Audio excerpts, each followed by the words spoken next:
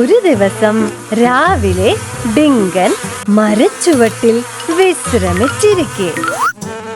എന്താ ഇത്, തേനീച്ചയോ? ശല്യായല്ലോ അത്.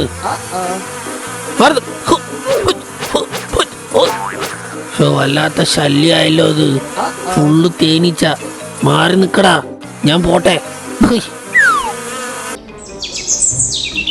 ഹായ് ഡിങ്ക. അല്ല, ഈ വടി എന്തിനാ? ഇതൊന്നും നിനക്ക് പറഞ്ഞാൽ മനസ്സിലാവില്ല.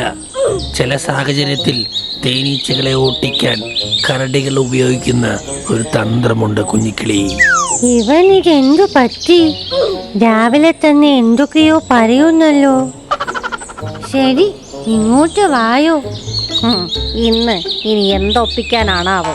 രാവിലെ രണ്ടും കൂടി ഇറങ്ങിയിട്ടുണ്ട്. കണ്ടറിയാം. ഇത് കൊല്ലാമല്ലോ ജിങ്ക. കുറെ പെരക്കന മീനുണ്ട്. ഇതെന്താ പെട്ടെന്ന് ഒരു മഴ?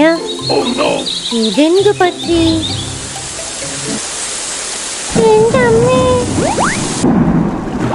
അങ്ങനെ ഡിങ്കൻ മീൻ പിടിക്കുന്നതിനിടെ കാല് തെന്നി വീഴുകയും ഒഴുക്കിൽ പെടുകയും ചെയ്യുന്നു. അയ്യോ,